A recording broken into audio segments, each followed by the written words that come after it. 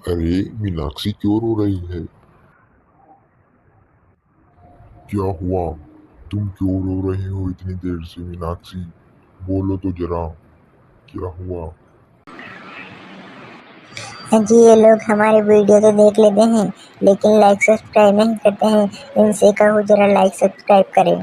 देखो जियान आ रहा है इधर। क्यों जियान, तुम हमारी वीडियो को लाइक सब्सक्राइब क्यों नहीं करते? तुम बोलो तो सही जियान, क्या हुआ? कुछ बोल क्यों नहीं रहे जियान? अब रो क्यों रहे हो जियान? अब से मैं आपकी सारी वीडियो लाइक सब्सक्राइब करूँगा। ठीक है, मैं सबसे कहूँगा कि लाइक सब्सक्राइब करें। है ना, मैं जा रहा हूँ अब यहाँ से। ठीक है। मैं लाइक सब्सक्राइब बिल्कुल करूंगा आपके चैनल को। अच्छे से जाना जियान। दो युवक अनमोल और विकास सुनसान सड़क पर चल रहे थे। अरे यार, तुझे भी प्रोजेक्ट के लिए यही जगह मिली थी क्या? पूरी इंडिया में कहीं और नहीं चल सकता था क्या? मुझे थोड़ी ना पता था कि यहाँ पर आने जाने के लिए सोहेल कोई भाई, बस या टैक्सी लोग भी नहीं इस मिलेगी। हवेली से मुझे डरते तो हैं। लगा था कि ये गांव में मजाक घुसते ही नहीं कोई है। छोटा मोटा गेस्ट हाउस तो मिल ही जाएगा, लेकिन यहाँ पर तो मुझे कोई शमशान घाट भी नजर नहीं आ रहा। दोनों ये सोच सोच कर परेशान थे कि अब रात को वो जाएंगे कहाँ, कि तभी उन्हें बस के हॉर्न की आवाज सुनाई देती है। सामने से एक बस चलती हुई आ रही थी। अनमोल और विकास ने बस की तरफ हाथ किया तो बस उनके सामने आकर रुक गई। ड्राइवर अपनी सीट पर टोपी लगाए बैठा हुआ था। तभी वो बोला, अरे बाहर क्यों खड़े हो साहब, जल्दी आकर बस में बैठो। अगर इधर किसी छलावे ने पकड़ लिया तो अपने साथ ही ले जाएगा। अरे क्यों डरा रहे हो भैया? वैसे भी सुनसान रास्ते पर घूम घूम कर हम पहले ही बहुत डर चुके हैं, पर आपकी आवाज लड़कियों जैसी क्यों लग रही है? अब मैं लड़की हूँ तो मेरी आवाज लड़की जैसी लगेगी ना। लड़की बस ड्राइवर नहीं हो सकती क्या? चलो जल्दी से आओ और अंदर बैठ जाओ। दोनों बस में जाकर बैठ जाते हैं। तभी विकास का ध्यान बस में बैठे बाकी पैसेंजर्स की तरफ जाता है। वो देखता है कि सब उन्हें बुरी तरह घूर रहे हैं। वो दबी सी आवाज में अनमोल को कहता है, अरे यार, ये सारे पैसेंजर हमें घूर क्यों रहे हैं? पता नहीं, मुझे तो ये बस बहुत ही अजीब लग रही है। मेरे भाई, तुझे तो सब कुछ अजीब सा ही लगता है। पता नहीं प्रोजेक्ट बनाने के लिए तुझे ही मेरे साथ क्यों भेज दिया। इससे अच्छा तो मैं अकेले ही यहाँ पर आ जाता। जब से यहाँ पर आया है मेरा दिमाग खराब किए जा रहा है। वो दोनों आपस में बहस कर ही रहे थे कि तभी बस के कुछ पैसेंजर्स उठे और बस के अंदर ढोल बजाने लगे और बस में बैठे बाकी पैसेंजर ढोल की धुन पर नाचने लगे। अचानक बस में ढोल बजने और उन लोगों को नाचते हुए देखकर विकास और अनमोल बुरी तरह डर गए। अरे ये अचानक बस में ढोल कहाँ से बजने लगा और ये लोग नाच कैसे रहे हैं? अनमोल ने भी उन लोगों के पैरों की तरफ देखा तो सचमुच उनमें से किसी के भी पैर नहीं थे। वो हवा में लहराते हुए अपने हाथों को घुमा घुमा कर नाच रहे थे। तभी उन लोगों में से एक आदमी, जिसका चेहरा अचानक बहुत भयानक हो चुका था, वो अनमोल की तरफ बढ़ा। अरे ये क्या कर रहे हो तुम? छोड़ो मुझे। बच्चू, अब तुम यहाँ से कहीं नहीं जा सकते। अब तुम भी हमारे साथ इसी बस में हमेशा के लिए रह जाओगे और इसी तरह ढोल की तान पर नाचोगे। नहीं नहीं। उनकी बातों का फायदा उठाकर विकास ने बस की खिड़की खोल दी। बस में जालियां नहीं लगी थी तो विकास चलती बस से ही नीचे कूद गया। उसने अनमोल को भी कूदने का इशारा किया, लेकिन उन लोगों ने अनमोल को अपनी तरफ खींच लिया और अनमोल बस से नहीं कूद पाया। तभी विकास की आंखों के सामने वो बस चलते चलते अचानक गायब हो गई। विकास के पसीने छूट गए थे, क्योंकि अभी अभी उसने जो देखा उससे पहले उसने अपनी जिंदगी में ऐसा कुछ नहीं देखा था। वो बस लगातार दौड़ता रहा। तभी दौड़ते दौड़ते उसे कुछ रोशनी दिखाई दी और वो उस रोशनी की तरफ भागता हुआ गया। वहाँ पर गांव के लोगों ने आग जला रखी थी। लगता है गांव वालों ने अपनी सुरक्षा के लिए यहाँ पर आग जला रखी है। जाकर किसी का दरवाजा खटखटाता हूँ, शायद कोई मेरी मदद कर दे। विकास गांव के अंदर गया तो वहाँ पर उसे एक घर के बाहर गांव के सरपंच की नेम प्लेट दिखाई दी, तो उसने उनके घर का दरवाजा खटखटा दिया। सरपंच की माँ कमला ने आकर दरवाजा खोला। तू कौन है बेटा? मैंने तो तुझे नहीं पहचाना। कोई रिश्तेदार है क्या? अरे कौन आया माँ जी? पता नहीं, लगता है कोई रिश्तेदार है। अब इस उम्र में आंखों से ठीक दिखता भी तो नहीं है ना। बरखा भी अंदर से बाहर आती है, लेकिन वो विकास को नहीं जानती थी, इसलिए अचानक उसे अपने घर के दरवाजे पर खड़ा देखकर उससे पूछती है, कौन हो तुम और इतनी रात गए यहाँ पर क्या कर रहे हो? विकास बरखा को सारी बात बताता है। बरखा उसे घर के अंदर ले जाती है। कुछ देर बाद जब विकास थोड़ा शांत होता है तो बरखा उसे बोलती है, मैं जानती हूँ कि तुम्हें भी वही बस का छलावा लगा है, लेकिन तुम वो पहले इंसान जरूर हो जो उस बस की चपेट से बच कर आए हो। मेरे पति इस गांव के सरपंच थे, लेकिन वो भी उस बस की चपेट में आ गए। क्या? लेकिन कैसे? तुम्हारी तरह ही गांव वाले भी उनके पास अपनी परेशानी लेकर आए थे। गांव के बहुत से लोग उस बस की चपेट में आ चुके थे। जब कुछ गांव वालों के सामने मेरे पति बस के अंदर चढ़े और बस अचानक वहां से गायब हो गई, तब पता लगा कि गांव के इतने लोग आखिर गायब कहाँ हो रहे हैं। लेकिन आखिर ये सब है क्या? कोई ना कोई कहानी या कोई ना कोई राज तो जरूर छुपा होगा उस बस के पीछे, वरना इस तरह क्यों वो लोगों को अपने साथ लेकर चली जाती है? गांव में तो ये सब होता ही रहता है। छलावे और भूत प्रेत तो गांव खेड़े में बहुत आम है, लेकिन इस छलावे की वजह से बहुत से गांव वालों के घर उजड़ गए।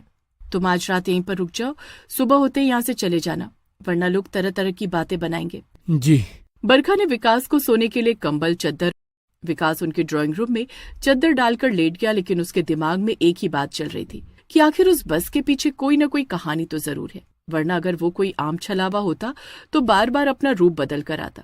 इसी बात ने पूरी रात विकास को सोने नहीं दिया। सुबह जब बरखा उसके लिए चाय लेकर आई तो विकास ने उससे पूछा, मैं आपसे एक बात पूछना चाहता हूँ, क्या ये सब बस का छलावा सदियों से इस गांव में चलता आ रहा है या फिर अभी कुछ समय से ही ऐसा हो रहा है? मैं इस गांव में लगभग 25 साल से रह रही हूँ, लेकिन ये बस वाला छलावा तो मैंने 2 साल के अंतराल में ही सुना है। उससे पहले ना तो गांव के लोग कभी गायब हुए और ना ही किसी ने किसी बस को इस तरह गायब होते हुए देखा। इसका मतलब मैं बिल्कुल ठीक सोच रहा था। इस बस के पीछे जरूर कोई कहानी छिपी है, और अगर हमें इन हादसों को होने से रोकना है तो इसके पीछे की कहानी जाननी होगी और इसका कोई ना कोई निवारण करना होगा, वरना आए दिन कोई ना कोई इसकी चपेट में आता रहेगा। यहाँ से थोड़ी दूर पर मेरे मामा जी का गांव है और वहाँ पर एक बहुत ही सिद्ध ज्ञानी बैठते हैं। हमें उनके पास मदद के लिए चलना चाहिए। विकास बरखा और कुछ गांव वालों के साथ अपने मामा जी के गांव सिद्ध ज्ञानी बाबा के पास जाता है और उन्हें अपने साथ हुए हादसे और उस बस के बारे में बताता है। बाबा जी अपनी आंखें बंद करके कुछ ध्यान करते हैं और थोड़ी देर बाद अपनी आंखें खोलकर विकास को बताते हैं, किस्मत वाले थे जो तुम बच गए, वरना उस बस की चपेट से आज तक कोई नहीं बच पाया। मैंने अपनी दिव्य दृष्टि से सब कुछ जान लिया है और मैं तुम्हारी मदद करने के लिए भी तैयार हूँ। बाबा जी उनके साथ उनके गांव जाते हैं और जैसे ही रात होती है तो बाबा जी अपना भेष बदलकर एक गांव वाले का रूप ले लेते हैं और गांव के लोगों के साथ उसी सुनसान रास्ते की तरफ चल पड़ते हैं जहां से वो बस हर रोज गुजरती थी। तुम सब लोग झाड़ियों में छिपकर बैठ जाओ, बस के अंदर सिर्फ मैं जाऊंगा और उन्हें तुम लोग नजर नहीं आने चाहिए। ठीक है बाबा जी, हम आपकी बात समझ गए, बस आप अपना ध्यान रखना। विकास बाकी सब गांव वालों के साथ झाड़ियों के पीछे छुपकर बैठ जाता है और गांव वालों के भेष में बाबा जी वहां बस के आने का इंतजार करने लगते हैं। तभी थोड़ी देर बाद बस हॉर्न मारते हुए वहां आती है। बस को देखते ही बाबा जी समझ जाते हैं कि ये वही बस है। बाबा जी बस को रोकने का इशारा करते हैं, तभी वो बस उनके सामने आकर रुक जाती है। आज भी चुड़ैल बस ड्राइवर ने सर पर टोपी पहनी हुई थी ताकि उसका चेहरा किसी को दिखाई न दे। अरे आ जाओ, जल्दी से बस के अंदर आकर बैठ जाओ, वरना कोई छलावा तुम्हें पकड़ लेगा। अरे हाँ आ रहा हूँ, लेकिन बूढ़ा हो गया हूँ ना, तो बस के अंदर चढ़ा नहीं जाता। तुम में से कोई मुझे हाथ पकड़कर बस में चढ़ा देगा क्या? नहीं, ऐसा नहीं हो सकता। अच्छा तो ठीक है, फिर तुम जाओ, मैं किसी और बस में आ जाऊंगा।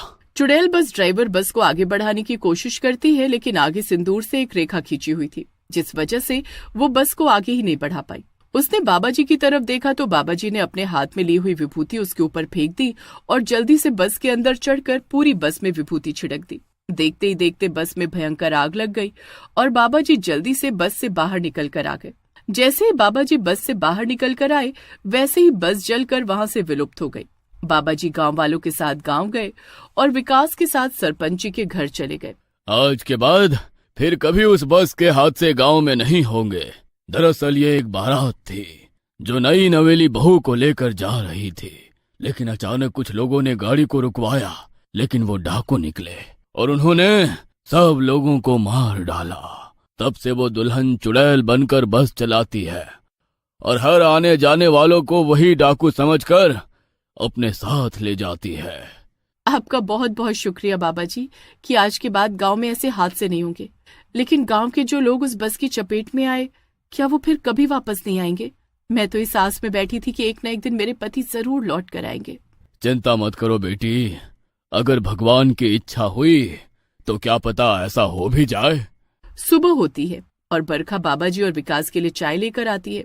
तभी उनके दरवाजे पर दस्तक होती है और सरपंच जी के साथ साथ अनमोल भी वहां पर आ जाता है। अनमोल को देखकर विकास को बहुत खुशी होती है और गांव के जितने भी लोग आज तक उस बस की चपेट में आ गए थे, वो सभी न जाने कहां से अपने अपने घरों को लौट आते हैं और गांव से हमेशा के लिए बस चलाने वाली ड्राइवर चुड़ैल का आतंक। श्यामला, मुझे ये बताओ कि ड्रीम स्टोरी हॉन्टेड विला को सब्सक्राइब कैसे करते हैं? तुम ऐसा क्यों पूछ रहे हो भाई? यह चैनल बहुत अच्छी ड्रीम स्टोरी बनाता है, इसलिए जल्दी जल्दी सब सब्सक्राइब कर दो, इसलिए और अच्छी वीडियो बनाऊंगा मैं आपसे। चलो हम भी चलते हैं सब्सक्राइब करने। बाय। आज की न्यू वीडियो। बाय।